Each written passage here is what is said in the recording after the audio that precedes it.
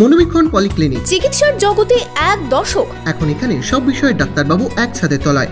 Phone করুন 7477999515 এই নম্বরে। তীব্র গরমে যেমন নাজেহাল অবস্থা মানুষের, তেমনি এই গরমে ধুঁকোচ্ছে গবাদি পশুরাও। এই গরমে কিভাবে যত্ন নেবেন তাদের, সে বিষয়ে কি জানাচ্ছেন চিকিৎসকেরা, দেখুন একটি প্রতিবেদন। Laptop, desktop, CCTV, printer, AC, HP, Dell, Canon, CP plus, Hikvision ইত্যাদির অথরাইজড ডিলার টেলটা কম্পিউটার, খাগড়া, বহরমপুর। আমাদের এইচপি শোরুম এখন রানীবাগানেও। তীব্র দাবদাহে কাহিল হয়ে পড়েছে গবাদি পশুরাও। গরমে অসুস্থ হয়ে পড়ছে জেলার সমস্ত গবাদি পশু। মুর্শিদাবাদ জেলা চাষবাদের জেলা। গ্রামীণ এলাকায় বহু মানুষ বাড়িতে গরু, মহিষ, ছাগল পালন করেন। পশুপালন তাদের রোজগারেরও উপায়, কিন্তু এই তীব্র গরমে মানুষের মতন নাজেহাল অবস্থা তাঁদেরও।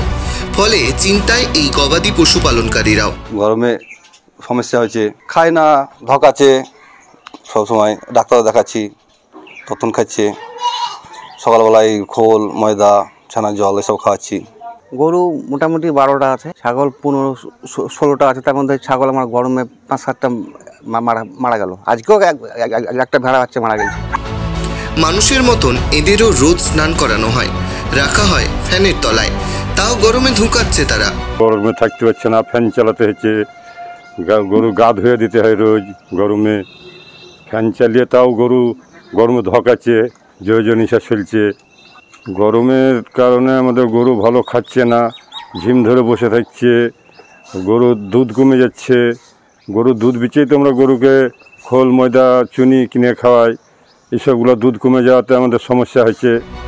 এই তীব্র গরমে কি কি সমস্যা দেখা যায় গরুর, সেই বিষয়ে বিস্তারিত জানালেন পশু চিকিৎসক অমিতাভ দাস। বেশিরভাগ গরুরই দেখা যাচ্ছে যা স্বাভাবিক তাপমাত্রা থাকা দরকার 101 ±1-2, 102 পর্যন্ত স্বাভাবিক, এদিকে 100 পর্যন্ত স্বাভাবিক। কিন্তু বেশিরভাগ গরুরই দেখা যাচ্ছে তাপমাত্রা 103-4-এর ওপরে। বিশেষ করে যেসব গরুগুলো হলস্টিন ফ্রিজিয়ান, সাদা কালো গায়ের রং, কালো সাদা ছোপ ছোপ, তারা আমাদের এলাকার গরু নয়।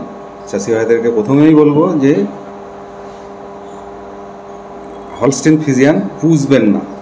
দুধ বেশি, দেখতে সুন্দর, সব ঠিক আছে, কিন্তু তারা আমাদের ওয়েদারের গরু নয়।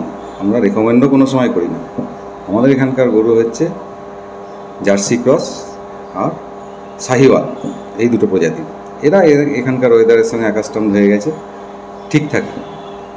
প্রথম জিনিস হচ্ছে এখন গরমে গরু খাবে কম। তাদের যেহেতু এনার্জি লেভেলটা ফুলফিল করতে পারে না, সেই জন্য তারা এই সময়টাই গরমে খুব কম খায়। দেখবেন সকালের দিকে খাচ্ছে, বিকেলের দিকে খাচ্ছে, সারাদিন খেতে চাইছে না।